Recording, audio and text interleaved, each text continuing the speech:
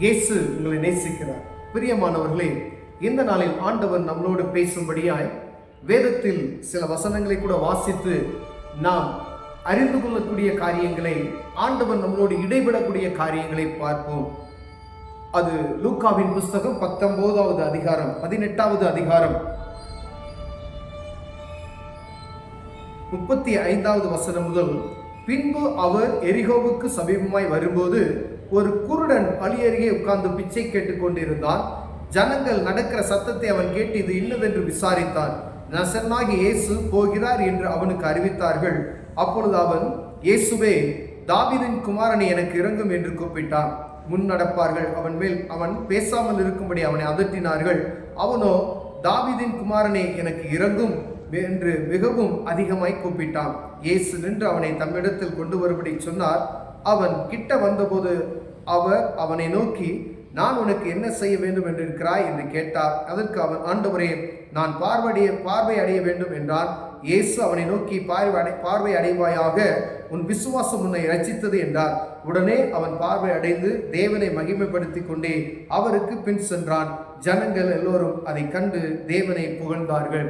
பிரியமானவர்களே, ஆண்டவராகிய இயேசு கிறிஸ்து எரிகோவிலிருந்து அவர் நடந்து போகும் பொழுது அங்கு பிச்சை எடுக்கக்கூடிய ஒரு மனிதன், குருடானான ஒரு மனிதன் அந்த இடத்துல சத்தங்களை, அங்கு வரக்கூடிய சத்தங்களை கேட்டு இது என்ன சத்தம் என்று விசாரிக்கிறதை பார்க்கிறோம். பிரியமானவர்களே, இந்த குருடனுடைய காரியத்தை பாருங்க. ஒரு சலசலப்பின் சத்தத்தை கேட்டதுமே அந்த இடத்துல என்ன சத்தம் நடக்கிறது, என்ன அப்படின்றதை கேட்கிறான். உடனே இயேசு கிறிஸ்து வருகிறார் என்கிற ஒரு செய்தி அவனுக்கு அறிவிக்கப்படுகிறது.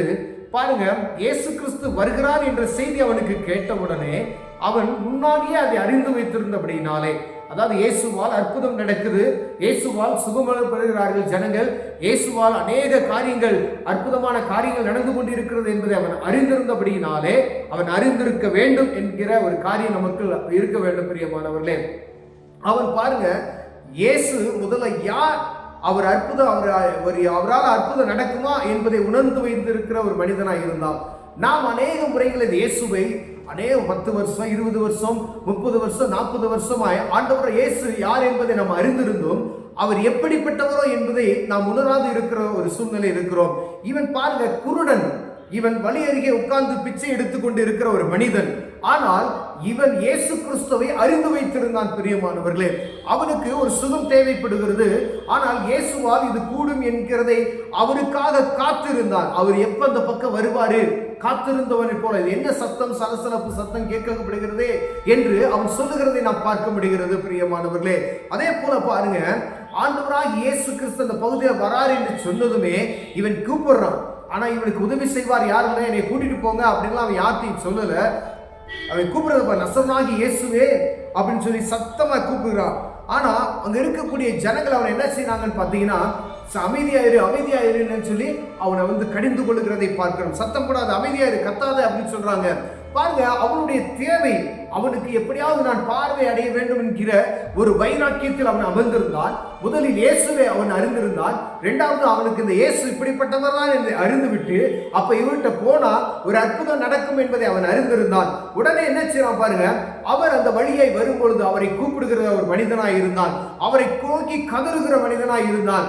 சைட்ல இருக்கிறவங்க, அங்க இருக்கிறவங்களா முன் நடப்பார்கள்லாம் சொல்றாங்க, அமைதலாயிரு அப்படின்னு சொல்லி. ஆனா அவன் கேட்கல, மேலும் அதிகமாய் சத்தமாய் கூப்பிட்டான், இயேசுவே, தாவீதின் குமாரனே என்று சொல்லி அதிகமாய் அவன் கூப்பிடுகிறதை பார்க்க முடியும். உடனே பாருங்க, அந்த சத்தத்துக்கு இயேசு நின்று அவனை தம்மிடத்தில் வரும்படி சொன்னார். அவன் கிட்ட வந்த போது அவர் அவனை நோக்கி, நான் உனக்கு என்ன செய்ய வேண்டும் என்று. பாருங்க, இயேசு அவனுடைய சத்தம் இயேசுவை நிறுத்திட்டு நின்ற உடனே அவன் கிட்ட வர சொல்றாரு. வந்து, உனக்கு நான் என்னையா செய்யணும் அப்படின்னு சொல்லி. அப்ப நான் குணமடையணும்னு சொல்றான், நான் பார்வை அடைய வேண்டும் ஆண்டவரே அப்படின்னு சொல்றான். அப்ப விசுவாசத்தின்படி உனக்கு ஆக கடவுள்னு சொல்றாரு. அவன் கண்கள் திறக்கப்படுகிறது. பிரியமானவர்களே, பாருங்க, அவன் விசுவாசத்தின்படியே ஆண்டவரை பார்த்தான், கூப்பிட்டான், அவரை நிறுத்தினான், உடனே அற்புதத்தை பெற்றுக்கொண்டான். உடனே பாருங்க, அதுக்கு பின்பதாய் வசம், இயேசு அவனை நோக்கி, நீ பார்வை அடைவாயாக, அவன் விசுவாசம் அவனை ரட்சித்தது என்றார். உடனே பாருங்க, அவன் பார்வை அடைந்து தேவனை மகிமைப்படுத்தி கொண்டே அவருக்கு பின் சென்றான். நம்ம அநேக நாட்கள்ல அநேக காரியங்கள்ல அற்புதங்களை நாம் பெற்றுக்கொள்ளுகிறோம் பிரியமானவர்களே. இயேசு எப்படிப்பட்டவரோ என்று பார்த்து விட்டோம். அவர்கிட்ட நாம் பெற வேண்டிய அற்புதத்தை நாம் பெற்றுவிட்டோம். அற்புதத்தை பெற்றுவிட்டு நாம் என்ன செய்யறோம் அப்படின்னு சொன்னா, ஆண்டவரை மறந்து மீண்டுமாய் உலக வாழ்க்கைக்குள்ள, மறந்து போன ஒரு வாழ்க்கைக்குள்ள பின்மாரியாய் நாம் போய்விடுகிறோம் பிரியமானவர்களே. ஆனா ஆண்டவர் விரும்புகிற காரியம் பாருங்க, இந்த குருடனானவன் அற்புதத்தை பெற்றுக்கொண்டான். அவன் மேல இருக்க காரியமெல்லாம் சொல்லுவது எல்லா காரியத்தையுமே அவன் அறிந்திருந்து அதன்படி அவன் அற்புதத்தை பெற்றுக்கொண்டான். ஆனால் அதற்கு பின்பதாய் அவர் பிறகே இவர் பின்தொடர்ந்து சென்றான் என்று வேதம் சொல்லுகிறது பிரியமானவர்களே. ஒருவேளை இவருடைய ஊழியத்தை பற்றி நமக்கு எழுதல, ஆனா இந்த இடத்துல அவனுக்கு சொல்லப்படுகிறது, தேவனை மகிமைப்படுத்திக் கொண்டே அவருக்கு பின் சென்றான். இயேசுவுக்கு பின் செல்கிற ஒரு இருதயம் உள்ளவனாய் மனிதன் மாறினான் பிரியமானவர்களே. ஒருவேளை இந்த சத்தத்தை கேட்டுக்கொண்டிருக்கிற அன்பு சகோதரனை சகோதரியே, ஆண்டவராய் இயேசு கிறிஸ்துவை அறிந்திருக்கிறோம்.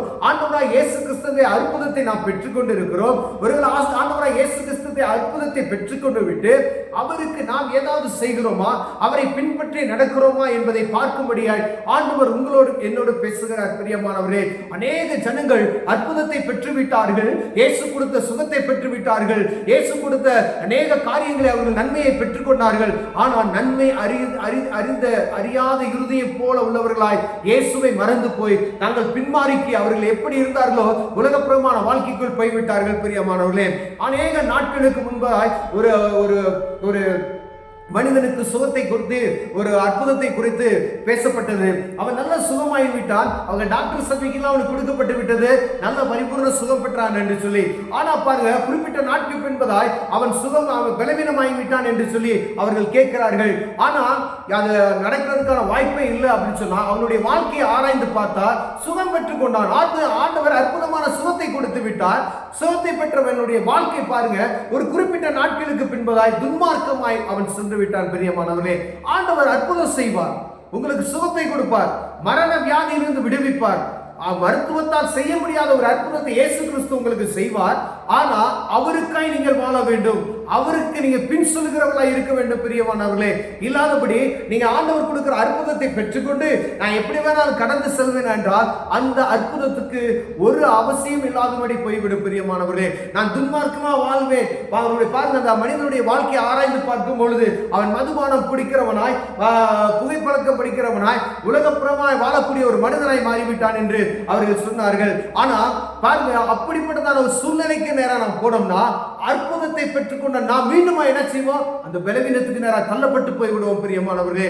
ஆண்டவர் உங்களையும் என்னை எச்சரிக்கிறார். ஒருவேளை ஆண்டவர் செய்த அற்புதங்களை நாம் பெற்றுக்கொண்டு இந்த மனிதனை போல நன்றி இருதயம் உள்ளவர்களாய் காணப்படும்படி அழைக்கப்படுகிறோம். ஒருவேளை அற்புதத்தை பெற்றுக்கொண்டு அவர் ஆண்டவருக்கு நன்மை செய்யணும் அப்படின்னு சொல்லி செய்யாம இருந்தீங்க அப்படின்னு சொன்னா, இனிமேல் ஆண்டவருடைய உங்களோடு கடைசியாய் பேசிக்கொண்டு இருக்கிறார். அற்புதம் பெற்றிருந்தீங்கன்னா ஆண்டவரை பின்பற்றுகிறவர்களாய் மாறுங்க. அற்புதம் நீங்க பெற்றுக்கொண்டு ஆண்டவருக்கு நன்றி சொல்லுகிறவர்களாய் மாறுங்க. அவருக்காக ஏதாவது ஒரு காரியத்தை நீங்கள் செய்யும்படி ஆண்டவர் உங்களை வாஞ்சிக்கிறார் பிரியமானவர்களே. ஆண்டவரை பார்க்கணும், அவர் எப்படிப்பட்டவர் என்பதை அறிந்து கொண்டு அந்த மனிதன் அறிந்து கொண்டது போல அவரை அறிந்து கொள்ளுங்க. இயேசுவால் கூடாதது ஒன்றுமில்லை என்பதை அறிந்து கொள்ளுங்க. அவரை நிறுத்துங்க, உங்க ஜெபத்தினால் அவரை நிறுத்துங்க. உங்க சத்தத்தை அவரை கேட்பதற்கு நீங்க என்ன செய்யணும், அவரை நிறுத்த வேண்டும். பின்பு அந்த அற்புதத்தை பெற்றுக்கொண்ட பின்பு அவருக்கு பின் செல்கிறவர்களாய் மாற வேண்டும் பிரியமானவர்களே. ஒருவேளை ஏதாவது ஒரு குறைச்சல் நம்மளுக்குள்ள காணப்படுமேனால் தேவ சமூகத்தில் கேளுங்க, அவர் அற்புதம் செய்ய வல்லமையுள்ளவராக இருக்கிறார். கண்களை மூடுவோம், ஜெபம் செய்வோம். அன்பின் தகப்பனே, ஆண்டவரே, இந்த குருடன் ஆண்டவரே அற்புதத்தை பெற்றுக்கொண்டான், இயேசுவை பின்பற்றினான், பின் சென்றான் ஆண்டவரே. அதே போல நாங்கள் அநேக அற்புதங்களை நாங்கள் பெற்றிருக்கிறோம். ஆனால் இயேசுவுக்கு பின் செல்லாதவர்களாய் உலக சாதாரண மனிதர்களைப் போல நாங்கள் அழிந்து கொண்டிருக்கிறோம். ஒரு விசை மனம் இறங்குவீராக. அற்புதத்தை பெற்றுக்கொண்ட நாங்கள் உமக்கு பின் செல்லுகிறவர்களாய் எங்களை மாற்றும், எங்கள் பலவீனத்தெல்லாம் எடுத்துக்கொடும். இயேசுவின் நாமத்தில் ஆமென்.